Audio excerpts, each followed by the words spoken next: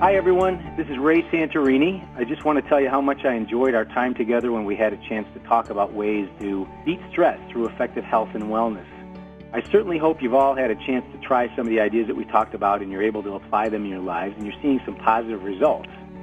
One of the issues that often comes up is the issue of finding time to do these things. It can be challenging to incorporate these things, and in an ideal world, you'd be able to create the time to eat properly, to prepare your meals, to get the right kinds of food, to exercise on a regular basis. But I know how tough that can be when you're working. So what I want to do is take a couple of minutes with you and just talk to you about ways you can do that. I've got 5 tips, especially if you're spending a lot of time at the office. First of all, utilize your break time effectively. For example, if you have a lunch hour or a lunch half hour, take at least a portion of that and go for a power walk. Now, we talked about the importance of exercise, how it helps you in terms of making you feel better so you're better able to handle your stress. But also biologically, it helps reduce cortisol. So exercise is very important. Secondly, if you're having trouble finding the time at lunch or at breaks because you're working right through, then make a conscious effort to at least once an hour get up and take a walk for 10 minutes. Take a stroll around the office, go up and down the stairs a little bit, whatever you need to do just to get your blood moving. And that can help reduce your stress as well. Thirdly, if you have stairs, take those instead of elevators. We often become dependent on the elevator. We're so used to taking it, we'll spend more time waiting for the elevator to come and take that than literally take the stairs. Even if you have to walk a half a flight and then stop and rest, again, it's exercise that provides a little bit of positive stress on your body. It can only be beneficial. So I highly recommend, if you can, take the stairs, if it's 1 flight, 2 flights, whatever it might be. Fourthly, and this is a big one, drink water. We talked about 10 superfoods that we can incorporate into our diet to help us better manage stress. One of the things we didn't spend a lot of time talking about was the importance of water. And water does a couple of things. Number one, the more dehydrated that you are, the greater your cortisol. We all know what cortisol is. It's a direct reflection of the stress that you're experiencing. So that's going to cause us to experience more stress. All of our organs require water to function properly.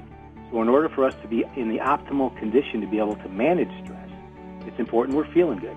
Water is required to do that. Now, here's a little bit about what's recommended in terms of how much water we should have, because that's a question that comes up. Approximately 1/2 to 1 ounce per pound of body weight is the recommended daily intake. For example, a 150-pound person should be drinking anywhere from 75 to 150 ounces a day. Sounds like a lot, doesn't it?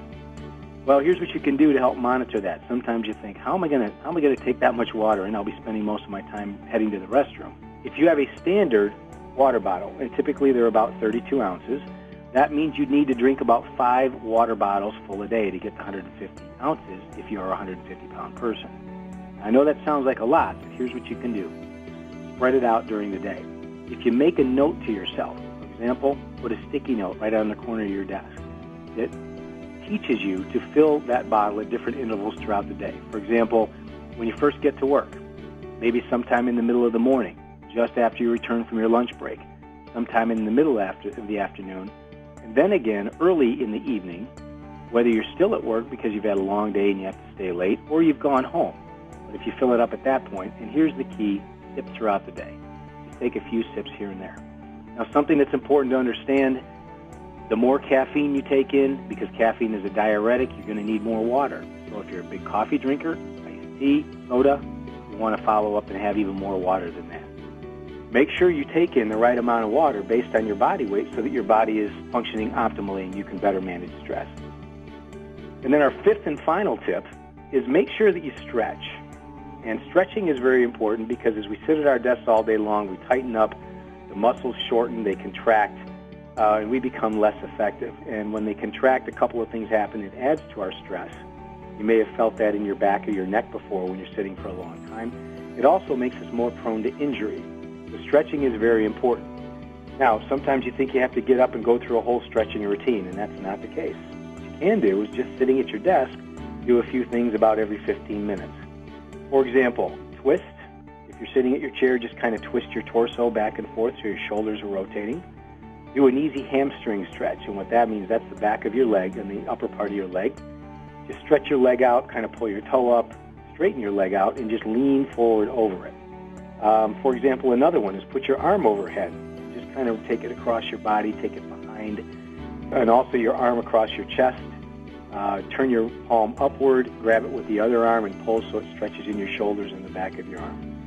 Now, the key thing with stretching is this. You don't want to bounce. You don't want to go up and down as you see some people doing, because that can cause you to become more injured. When you do take that stretch, hold it for about 12 to 15 seconds, and make sure you breathe through it. You don't go to the point where it's painful.